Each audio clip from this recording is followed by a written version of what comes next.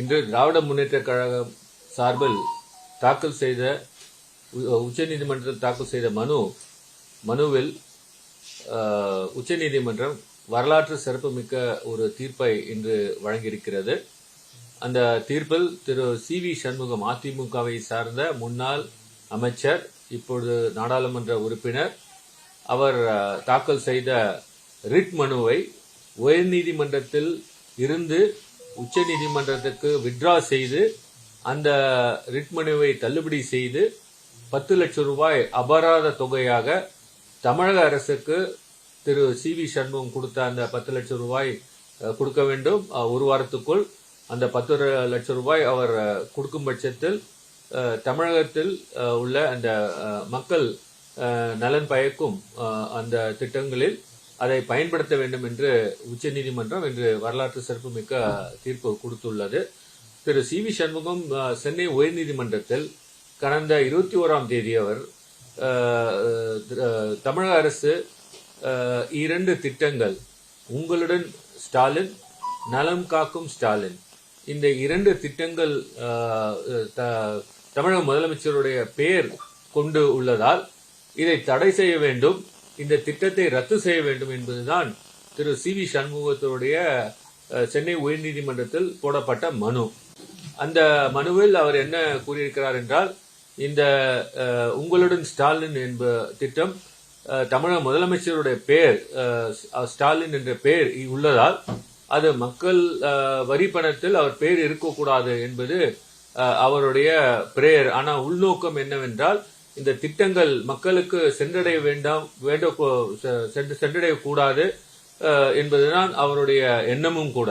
அதே போல் நலம் காக்கும் ஸ்டாலின், இதுவும் மருத்துவ சம்பந்தப்பட்ட மக்களுக்கு பயனளிக்கும் விதமாக இந்த திட்டம் முதலமைச்சர் கொண்டு வந்திருக்கிறார். அந்த திட்டமும் அவர் பெயர் உள்ளதால் இந்த திட்டத்தை தடை செய்ய வேண்டும் என்பதுதான் திரு சி.வி. சண்முகம் அவர்கள் சென்னை உயர்நீதிமன்றத்தில் கடந்த 21ஆம் தேதி தாக்கல் செய்த மனுவில் அவர் கூறியிருந்தார். இந்த மனுவில் சென்னை உயர்நீதிமன்றம் கடந்த 31ஆம் தேதி ஜூலை மாதம் ஒரு தடையை கொடுத்திருந்தது. அந்த தடை என்னவென்றால், முதலமைச்சர் பெயரை திட்டத்தில் பயன்படுத்தக்கூடாது என்ற ஒரு உத்தரவு இருந்தது. இந்த திட்டத்தை மக்களுக்கு சென்றடையும் விதத்தில் பாதிப்பை அடையும் கூடிய விதத்தில் இருந்தது. இதை எதிர்த்து உச்சநீதிமன்றத்தில் திராவிட முன்னேற்ற கழகம் சார்பில் தாக்கல் செய்யப்பட்ட இந்த அப்பீல் இன்று விசாரணைக்கு வந்தது. அதேபோல் தமிழக அரசும் ஒரு எஸ்எல்பி தனியாக தாக்கல் செய்தார்கள். அந்த 2 எஸ்எல்பி ரெண்டும் இன்று விசாரணைக்கு எடுத்துக் கொள்ளப்பட்டது. தலைமை நீதியரசர் கொண்ட அமர்வு இதை விசாரித்து, இது ஒரு பப்ளிக் இன்ட்ரெஸ்ட் லிட்டிகேஷன் இல்லை, இது ஒரு ஃப்ரிவிலஸ் லிட்டிகேஷன். இதை ஏற்கனவே உச்சநீதிமன்றம் கொடுத்த காமன் காஸ் என்ற தீர்ப்பை தவறாக புரிதல் கொண்டு இந்த உத்தரவு வழங்கப்பட்டிருக்கிறது. அதேபோல் மனுதாரர் ஒரு பொலிட்டிக்கலி மோட்டிவேட்டடா இந்த வழக்கு தாக்கல் செய்துள்ளார். அவர் அதிமுகவை சார்ந்தவர். ஆதலால் இது ஒரு கெட்ட எண்ணத்துடன் இந்த வழக்கு தாக்கல் செய்யப்பட்டுள்ளது என்று உச்சநீதிமன்றம் இந்த ரிட் பெட்டிஷன், உயர்நீதிமன்றத்தில் உள்ள ரிட் பெட்டிஷனை வித்ரா செய்து இன்று தள்ளுபடி செய்தது மட்டுமில்லாமல் அபராத தொகையாக திரு சி.வி. சண்முகம் ஒரு வாரத்துக்குள் ரூபாய் 10 லட்சம் தமிழக அரசுக்கு செலுத்த வேண்டும் என்றும், அந்த பணம் 10 லட்சம் ரூபாய் சி.வி.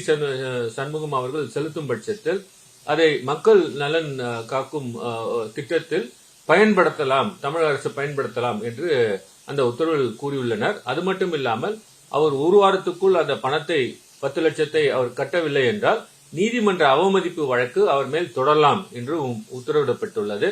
இந்த உத்தரவு நிச்சயமாக தமிழ்நாடுக்கு மட்டுமல்லாமல் இந்தியாவில் உள்ள அத்தனை மாநிலங்களுக்கும், ஏன் ஒன்றிய அரசு கூட இது இந்த தீர்ப்பு உதவியாக இருக்கும். ஏனென்றால் இது ஒரு தேர்ந்தெடுக்கப்பட்ட அரசு அந்த திட்டங்கள் கொண்டு வரும்போது இது முதலமைச்சர் புகைப்படம் இருப்பது மட்டுமில்லாமல் பேர் இருப்பதில் எந்த தவறும் இல்லை என்பதுதான் இந்த உத்தரவில் தெளிவாக சொல்லப்பட்டிருக்கிறது. ஆகவே இது வந்து 2026 திராவிட முன்னேற்ற கழகத்து வெற்றிக்கு இது ஒரு ஸ்டார்டிங் பாயிண்டாக இருக்கிறது. இதுக்கு ஒரு கிக் ஸ்டார்ட்டாக இருக்கிறது என்று தெரிகிறது எனக்கு. சில அப்சர்வேஷன் சொல்லிருக்காங்களே, அரசியல் ரீதியான தொடரப்பட்ட வழக்கா இருந்தாலும் இந்த அரசியல்வாதிகள் வந்து நீங்க தேர்தல் களத்துல தான் வந்து இது போன்று நடந்திருக்கணுமே தவிர இது போன்று நடந்துக்க கூடாது அப்படின்பட்ட சில அப்சர்வேஷன்ஸ் நீதிபதிகள் சொல்லி நீதிபதிகள் இந்த வழக்கில் உத்தரவு பிறப்பிக்கும் போது இது பொலிட்டிக்கலி மோட்டிவேட்டட் கேஸ், இது வந்து அரசியல் நோக்கத்துடன் கெட்ட எண்ணத்துடன் இந்த வழக்கு தாக்கல் செய்திருப்பது கண்டிக்கத்தக்கதாகும். மேலும் அரசியல் விஷயங்கள் என்றால் மக்களிடம் சென்று தேர்தலை சந்தித்து வெற்றி பெற வந்து அதற்கு பார்க்க வேண்டும் ஒழிய இது போன்ற ஒரு வழக்குகள் தாக்கல் செய்வது கண்டிக்கத்தக்கது என்று இந்த ஜட்ஜ்மெண்ட்ல அவங்க கூறியிருக்கிறார்கள். ஏற்கனவே பல திட்டங்கள்ல வந்து ஒரு தலைவனுடைய பெயர் வந்து வைக்கப்பட்டிருக்கிறது. அந்த பெயரை நாங்க வந்து இதுல சொல்ல விரும்பல, நாகரிகம் கருதி அப்படின்னு ஒரு கருத்தை நீதிபதிகள் சொல்றாங்க. அது எந்த தலைவர் ஏன் அப்படி சொன்னாங்க சார்? அதாவது இந்தியா தமிழ்நாட்டில் பொறுத்தமாட்டில் உங்களுக்கு அம்மா கேன்டீன், அம்மா உப்பு, அம்மா பார்மசி, இப்படி மறைந்த ஜெயலலிதா அவர்களுடைய பெயர் கொண்ட பல திட்டங்கள் வந்து நாங்கள் நீதிமன்றத்தில் காட்டினோம். அந்த அவர்களுடைய பொலிட்டிக்கல் நேம், அம்மா என்பது அவர்களுடைய பொலிட்டிக்கல் நேம். ஆகவே அம்மா என்ற பெயரில் அவர்கள் பல திட்டங்கள் கொண்டு வந்திருக்கிறார்கள். போட்டோ புகைப்படத்துடன் இந்த திட்டங்கள் வந்திருக்கிறது. இந்த திட்டங்களால் எங்கள் மாண்புமிகு முதலமைச்சர் அவர்கள் எந்த எதிர்ப்பும் தெரிவிக்கவில்லை. இன்றும் அம்மா கேன்டீன் என்று பெயரிட்டு அவர்களுடைய புகைப்படத்துடன் இன்று தமிழகத்தில் நடந்து கொண்டிருக்கிறது. ஆகவே இது வந்து தேவையில்லாமல் வேண்டுமென்றே அவர் அந்த நேரத்தில் அவர் அமைச்சராக இருக்கும் பொழுது அவர் சி.வி. சண்முகம் அந்த நேரத்தில் திட்டங்கள்லாம் வந்திருக்கிறது. அதே போல மற்ற மாநிலங்களில், அதாவது குஜராத், மகாராஷ்டிரா, நாங்கள் தெலுங்கானாலாம் பார்த்தீங்கன்னா அப்பொழுது இருந்த முதலமைச்சர் அவருடைய பேரிலே பல திட்டங்கள் வந்திருக்கிறது. ஸோ இதையெல்லாம் நாங்கள் நீதிமன்றத்தில் காட்டினோம். அது மட்டும் இல்லாமல் ஒன்றிய அரசு கொண்டு வந்த நமோ ட்ரோன்ஸ், இது போன்ற அவர் பிரைம் மினிஸ்டருடைய பேர் கொண்ட சில திட்டங்கள், அந்த திட்டங்களையும் நாங்கள் நீதிமன்றத்துக்கு காட்டினோம். இதையெல்லாம் பார்த்த பிறகு நீதிமன்றத்தில் ஒரு நீதியரசர், தலைமை நீதியரசர் சி.வி. சண்முகம் அவருடைய வழக்கறிஞரை பார்த்து கேட்டார், நீங்கள் வந்து இவ்வளவு திட்டங்கள் மற்ற மாநில முதல்வர்கள் பேரிலும் மற்ற திட்டங்களும் வந்திருக்கிறது, நீங்கள் அதை தடை செய்ய வேண்டும் என்று ஏதாவது நீங்கள் முயற்சி எடுத்தீர்களா என்று கேட்டார். அவர்கள் முயற்சி எடுக்கவில்லை என்று கூறினார். ஆகவே இந்த திட்டத்தை மட்டும் நீங்கள் வந்து ஸ்பெசிபிக்காக நீதிமன்றத்துக்கு வந்து நீங்கள் தடுக்க கேட்டிருப்பதை பார்த்தால் இது உள்நோக்கத்துடன் கொண்டிருப்பதாக கருதுகிறோம் அப்படின்னு அவங்க தீர்ப்பில் கூட இதை பற்றி சொல்லியிருக்கிறார்கள். ஆகவே இது வந்து இது போன்ற திட்டங்கள் ஒன்றும் புதியதல்ல. நீங்க புரட்சி தலைவி ஜெயலலிதா டிரான்ஸ்போர்ட் கார்பரேஷன் என்ற பெயர் கூட ஒரு டிரான்ஸ்போர்ட் கார்பரேஷனுக்கு இருக்கிறது. ஆகவே இது வந்து ஒரு அரசியல் நோக்கத்துடன் தாக்கல் செய்யப்பட்ட இந்த வழக்கை உச்ச நீதிமன்றமே, வரலாற்று சிறப்பு மிக்க அந்த தீர்ப்பில் உச்ச நீதிமன்றமே வித்ரா செய்து டிஸ்மிஸ் செய்து 10 லட்சம் காஸ்டும் போட்டிருக்காங்க. உங்களுடன் ஸ்டாலின் திட்டம் பற்றி நீதிபதிகள் தனிப்பட்ட கருத்து எதை சொன்னாங்களா? நீதியரசர்கள் வந்து உங்களுடன் ஸ்டாலின் என்றால் என்ன என்று கேட்டார்கள். ஸ்டாலின் இஸ் வித் யூ அப்படின்னு நாங்கள் சொன்னோம். ஒரு நீதியரசர் என்ன சொன்னால் யோர் ஸ்டாலின், அதுதான் கரெக்ட் டிரான்ஸ்லேஷன் சொன்னாரு. பட் அவர்கள் வந்து சிஎம் பேர்ல ஒரு திட்டம் இருப்பது தவறில்லை என்பதுதான் அவர்களுடைய கருத்தே.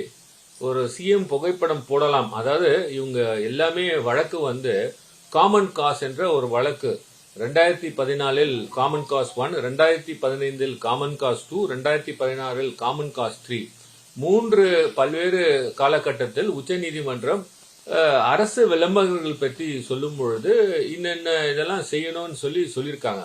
ஆனா அந்த காமன் காஸ் ஜட்மெண்ட் எந்த விதத்திலும் நம்மளுடைய வழக்குக்கு பொருந்தாது. அந்த வழக்கு வந்த ஒரு நோக்கமே டிஃபரெண்டான நோக்கம். அதுல போட்ட உத்தரவும் இந்த வழக்குக்கு பொருந்தாது. ஆகவே அதுதான் நீதிமன்றமும் சுட்டி காட்டினார்கள். அந்த வழக்கத்துக்கும் இப்போ போட்டிருக்க வழக்குக்கும் எந்த விதத்திலும் பொருத்தம் இல்லை. அப்படின்னு சொல்லி சொன்னாங்க. சோ இனி வரும் காலங்கள்ல வந்து அரசியல் திட்டங்கள்ல வந்து முதலமைச்சருடைய பெயர், முதலமைச்சருடைய படங்கள் எல்லாம் வைக்கலாம், அதற்கு நிச்சயமாக இல்லை அப்படின்ற இது வந்து இறுதியான தீர்ப்பா அல்லது? நான் நீதிமன்றத்துல என்னுடைய நான் வாதுரையில என்ன சொன்னேன்னா, நீங்க வந்து ஒரு சீஃப் மினிஸ்டருடைய போட்டோகிராஃப் வச்சுக்கலாம்னு சொல்லும் பொழுது சீஃப் மினிஸ்டருடைய பேரை ஏன் சேர்ப்பதில் என்ன கஷ்டம் இருக்கிறது? ஒரு சீஃப் மினிஸ்டர் மக்களால் தேர்ந்தெடுக்கப்பட்ட ஒரு அரசு ஒரு சீஃப் மினிஸ்டர் பேரு வரக்கூடாதுன்னு சொன்னா அப்புறம் என்ன அந்த மாதிரி ஒரு உள்நோக்கத்தோட கெட்ட நோக்கத்தோட தாக்கல் செய்யும் வழக்கு. அது மட்டும் இல்ல, இந்த சென்னை உயர்நீதிமன்றத்துடைய தீர்ப்பு பாத்தீங்கன்னா, நாளைக்கு ஒரு சீஃப் மினிஸ்டர் இன்விடேஷன் கூட அவர் பேர் அடிக்க முடியாத ஒரு சூழ்நிலைக்கு ஒரு உத்தரவு கொடுத்திருக்காங்க. நாளைக்கு இந்த ஸ்கீமே வந்து ஏற்கனவே வெளியிட்டாங்க. இந்த ஸ்கீமு அதுவும் வந்து ஜூன் மாசத்துல இந்த ஸ்கீம் பத்தியே வந்து சொல்லி ஜியோ எல்லாம் வந்துடுது. இந்த ஸ்கீமை பத்தி நாளைக்கு 4 இடத்துல சொல்லும் பொழுது அதுக்காக ஒரு போஸ்டரோ இல்ல போட்டோவோ போடும்போது அவர் பேரே போடக்கூடாது என்ற அளவுக்கு உயர்நீதிமன்றம் உத்தரவு கொடுத்திருக்கிறது என்று சுட்டிக்காட்டினேன். அதை ஏற்றுக்கொண்டார்கள். ஏற்கனவே இந்த தீர்ப்பு உயர்நீதிமன்றத்தில் கொடுக்கும்போது உச்சநீதிமன்றத்தினுடைய தீர்ப்பை மேற்கோள் காட்டி தான் வந்து நீதிபதிகள் கொடுத்தாங்க. சோ அப்ப உச்சநீதிமன்றத்துல ஏற்கனவே தீர்ப்பு இருந்துச்சுன்னா இன்னைக்கு இது போன்ற ஒரு தீர்ப்பை உச்சநீதிமன்ற தலைமை நீதிபதி அமர்வு கொடுத்திருக்காரு. அந்த தீர்ப்பு இந்த தீர்ப்பு எவ்வளவு கான்ட்ராடிக்டரியா இருக்கு சார்? கான்ட்ராடிக்டரியே இல்ல. அந்த தீர்ப்பு 3 நீதிபதிகள் அடங்கிய அமர்வு. இந்த தீர்ப்பு நான் சொன்னது சென்னை உயர்நீதிமன்ற தீர்ப்புக்கும் இதையும் சொன்னேன். சென்னை சுப்ரீம் கோர்ட்டை வச்சுதான் அவங்க ஜட்ஜ்மெண்ட் கொடுத்தாங்க. சென்னை உயர்நீதிமன்றம் வந்து உச்சநீதிமன்ற காமன் காஸ் ஜட்மெண்டை தவறாக புரிந்து கொண்டு தீர்ப்பு அளித்ததாக இன்று உச்சநீதிமன்றம் அதை கருத்தில் கொண்டு அந்த சென்னை உயர்நீதிமன்ற உத்தரவை ரத்து செய்தது மட்டும் இல்லாமல் இந்த வழக்கே இந்த காமன் காசை ஒட்டிதான் தாக்கல் செய்யப்பட்டுள்ளது. இந்த வழக்கும் அதை தள்ளுபடி செய்து உத்தரவிட்டிருக்காங்க. இது மிகப்பெரிய வெற்றி.